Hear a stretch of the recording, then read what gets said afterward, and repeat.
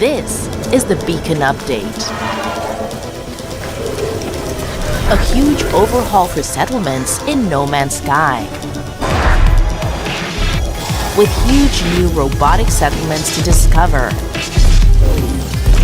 Each inhabitant now has their own abilities and attributes. There are new building types such as bars and fishing ponds. Become the mayor of multiple settlements.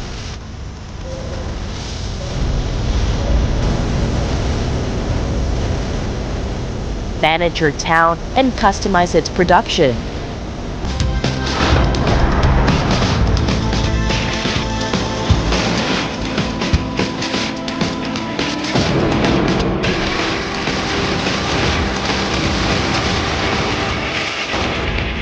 Upgrade each building to create your perfect settlement. Hire your squadron to protect from attacks. Resolve disputes as town mayor. More will follow.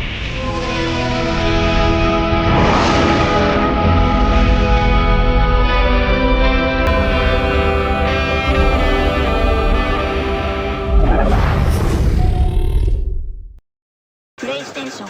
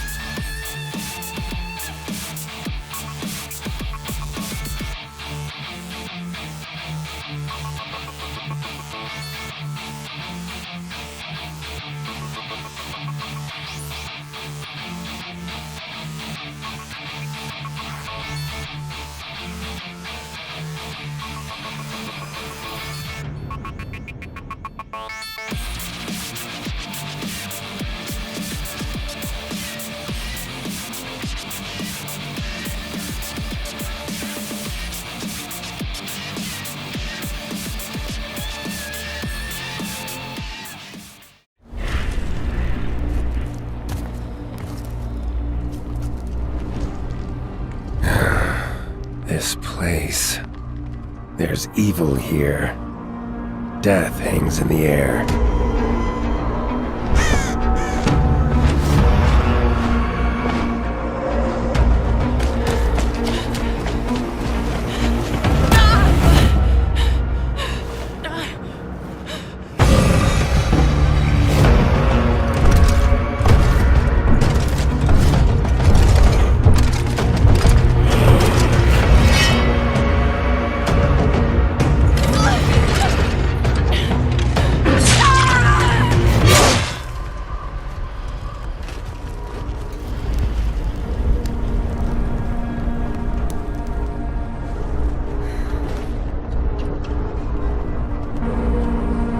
Guess I'll have a look around.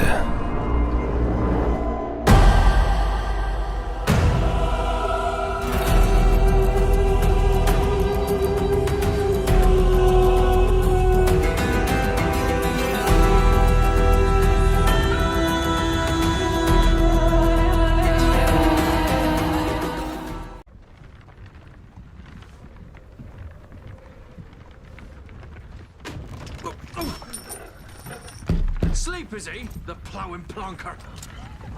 Break me pearlies on this blasted pit-ridden tract.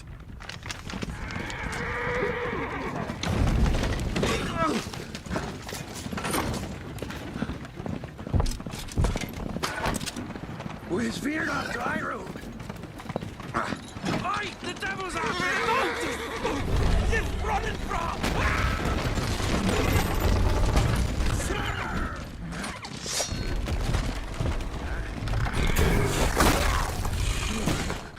Alberta, shield us.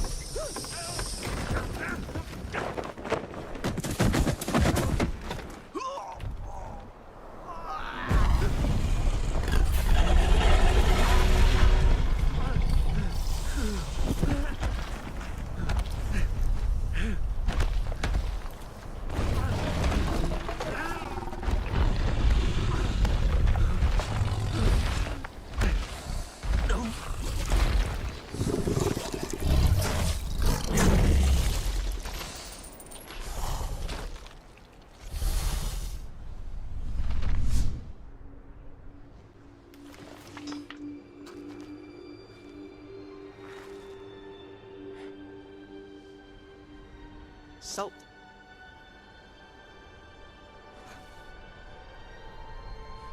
Almost had me fooled, Fruin.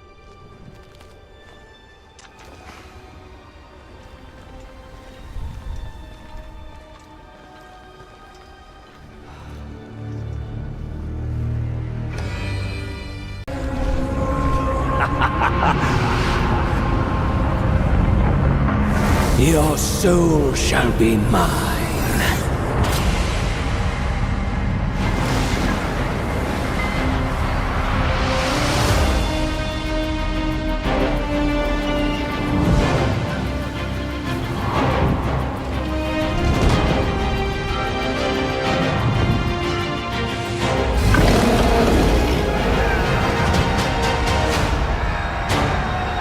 Destroy these interlopers.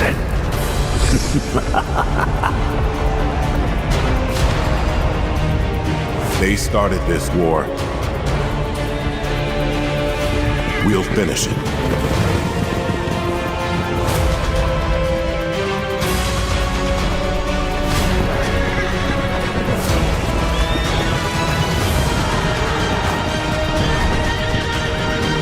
Death cannot stop me.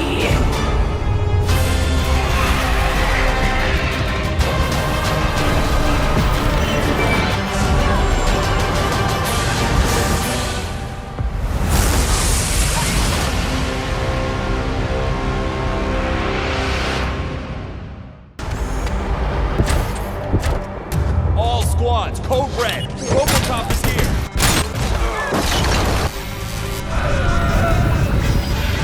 RoboCop is back on duty for a new mission.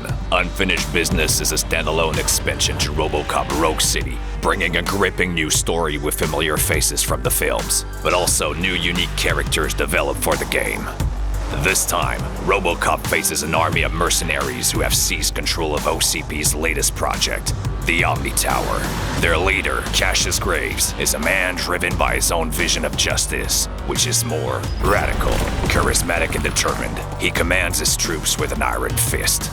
In his crusade, he's assisted by Douglas Cole, his right-hand man. But unlike his leader, Douglas isn't driven by ideals, but rather by his own ambition. Once loyal to the new guy in town, he's now ready to serve anyone who can meet his price. As RoboCop battles his way up through the Omni Tower, an unexpected ally steps in. Meet Miranda Hale, a former OCP scientist who seems to know a lot about the Omni Tower, and the mercenaries who now control it. Although her true motives remain unclear, she provides precious intel to RoboCop, helping him in his mission to rescue the civilians trapped in the tower. Before it became a battlefield, the Omni Tower was a residential complex, home to innocent people now caught in chaos. Some are desperate for help, others are ready to fight back. Their fate is in your hands. Will you save them, or will they become just more collateral damage?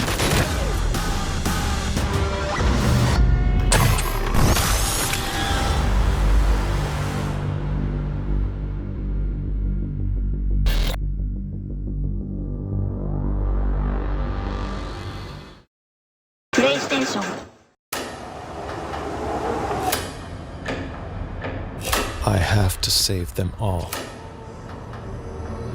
Even when the city resists, with everything it has.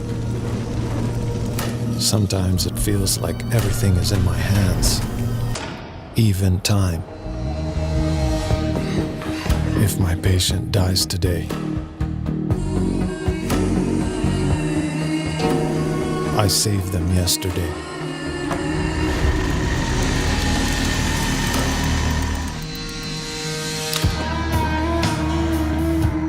At first, it seems to be working, but I can't save everyone with my own hands. The city is dying from others' mistakes. And I try to fix them. I take control, and the city stops resisting. Everything becomes possible. A vaccine, the immortal man, order, the Inquisitor and the army, an impossible structure, the plague made flesh. This can't just be a dream.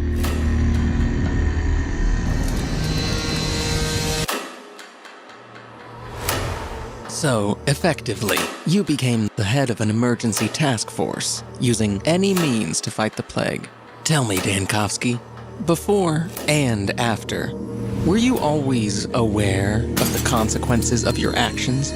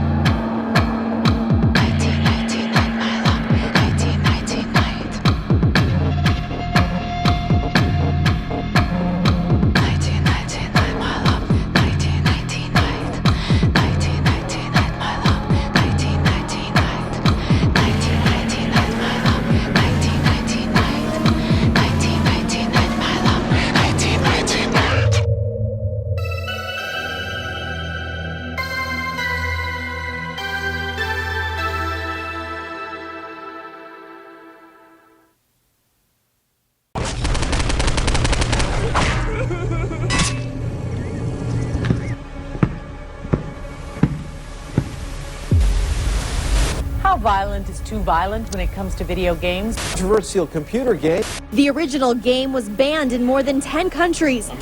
You know what it means to go postal? Postal. Postal. Hey, postal? Very controversial video game.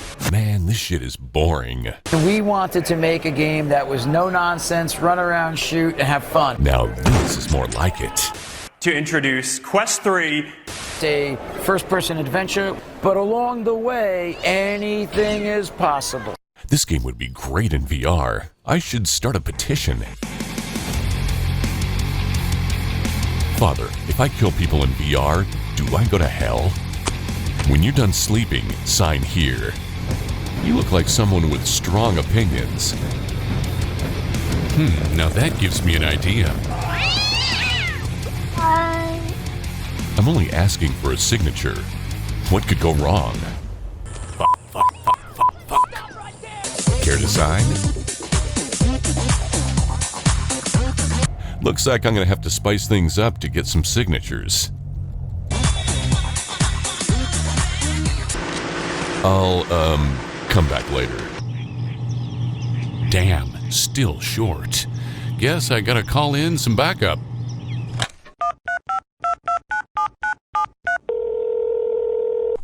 Eric Masher, COO, Flat to VR Studios. Eric, remember that bar in Tijuana? You owe me.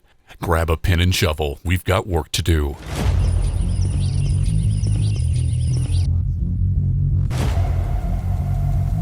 Nice. Mike, Vince, sign my petition? Yeah, what's the petition for? Postal 2 in VR. Oh my God, we've been waiting forever for this shit. Let's go, let's go. Excellent, man. Signed, let's go. We're doing this.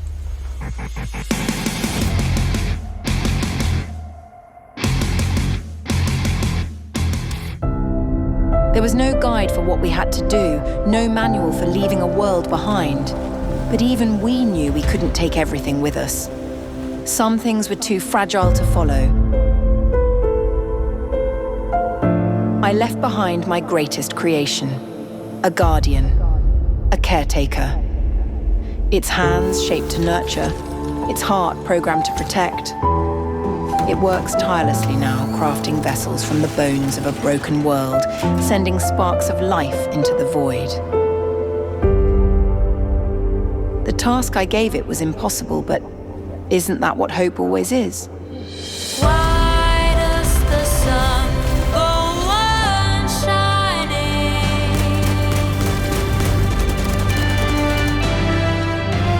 Why does the sea rush to shore? And oh, they know it's the end of the world. It ended when you said goodbye.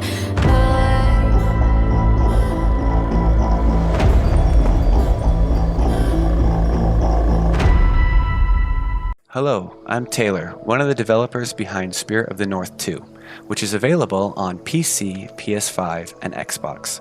In this short deep dive, I wanted to share how we approached the most challenging but most rewarding aspect of the sequel, rebuilding the feel of controlling a fox. In the first game, players told us the movement felt clunky, the collision was frustrating, and jumping wasn't intuitive. And honestly, we agreed. Piloting a quadruped is very difficult in video games, and players aren't quite used to it. And from a dev perspective, it's a much harder problem than it seems. So for Spirit of the North 2, we threw out the old system from our first title completely and started over. Most humanoid characters use a capsule collider. That works great when your limbs are symmetrical and your pivot point is in your torso. But with a fox, the capsule becomes oversized and the character rotates from the middle, making it feel like you're steering a shopping cart. We ended up doing something that usually is discouraged, dramatically shrinking the capsule and even letting the mesh stick out. This gave us a tight collision that allowed the fox to move through tight spaces and never bounce off nearby walls. The final movement model was inspired by a kite, where the head leads and the body trails. All the animations needed to be rebuilt to match. But in the end, it felt more natural, responsive, and fun. It took years of iteration, but the difference is something that you will definitely feel when you play. The other big issue to address was jumping. We wanted the precision of scripted jumps without the immersion-breaking ledge markings seen in other games.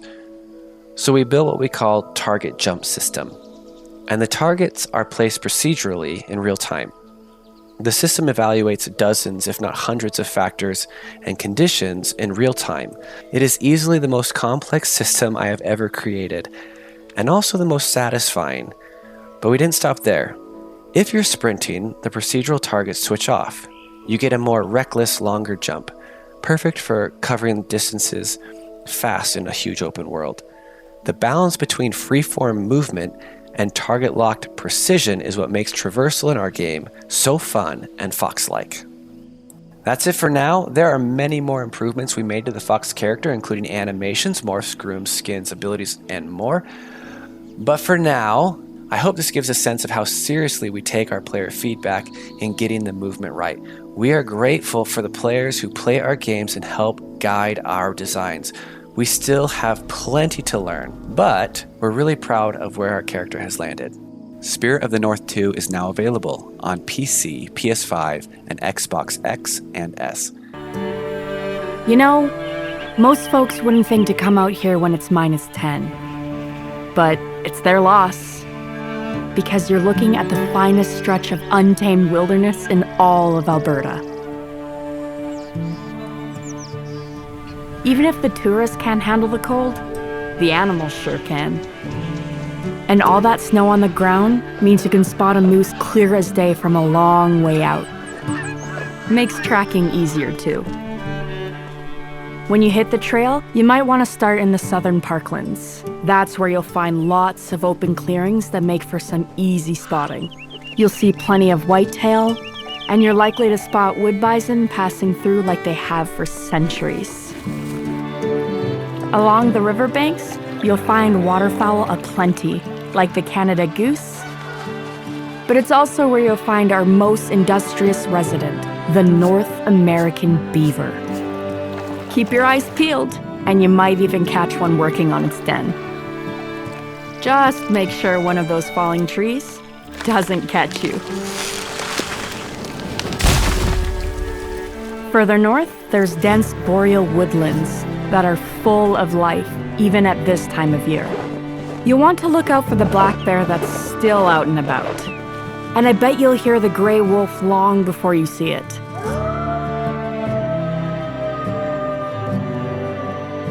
Finally, to the west, there's the Canadian Rockies.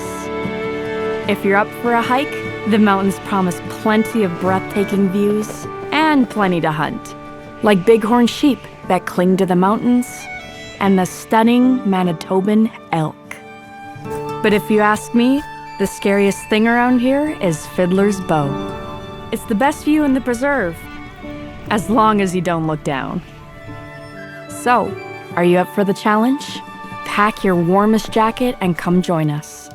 Sure, it's cold, but I can't think of anywhere else that's this pristine, this peaceful, and this beautiful. Welcome to Alberta, Canada. Welcome to a ski ridge.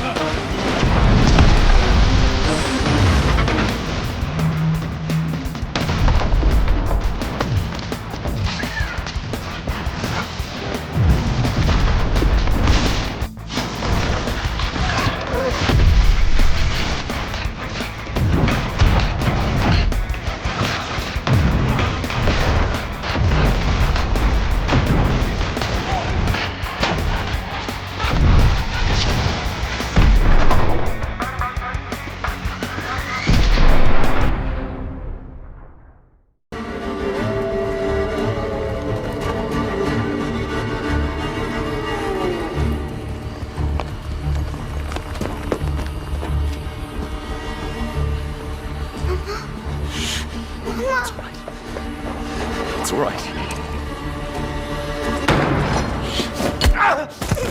Lunka! Don't hurt her! You gave us quite the chase, young man. Please, sir. She's just a child! Ah, Roderick, remind me, did I make an exception for children? No, sire. No. That would have been foolish, would it not? They spread the plague just as well as adults. And there's only one way to stamp out this sickness. No!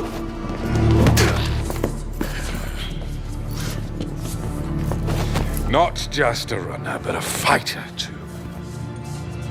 Had we met under a different moon, things might have ended there.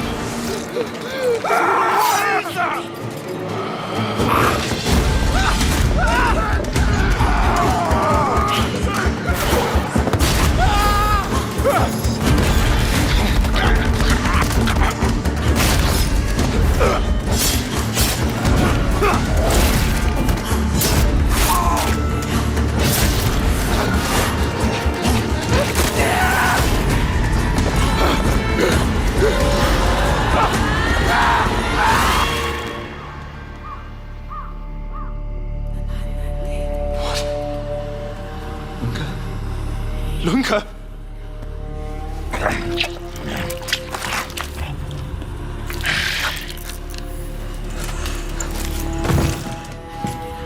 My sister.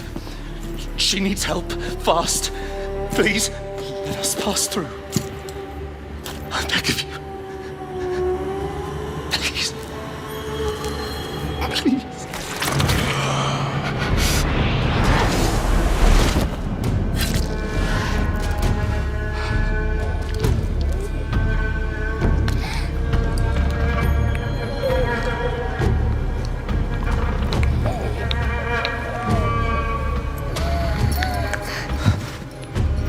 I don't know.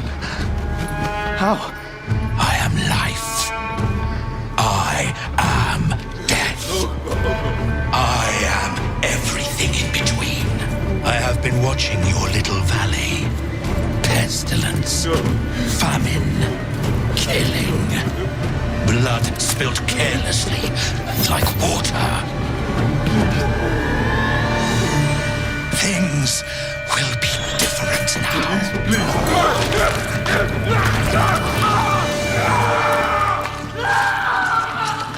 For all of you.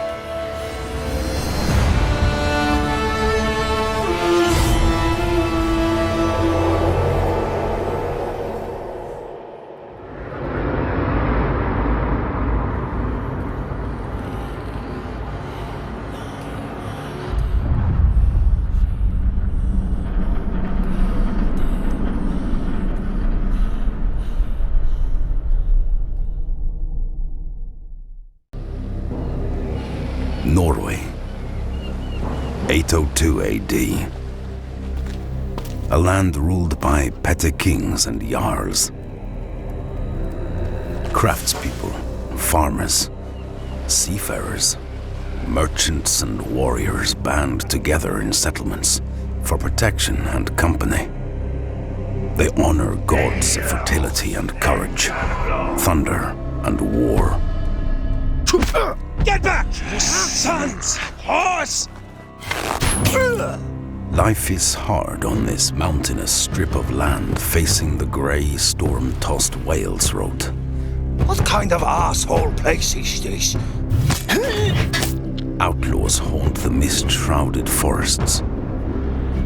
Raiders prowl the coast like wolves of the sea. Men kill for silver and revenge, for honor and reputation. It is a time when legends are forged in the fires of conflict, and those who have gone before look down from the mead benches of Odin Allfather. This is the dawn of the Viking Age. This is Norse.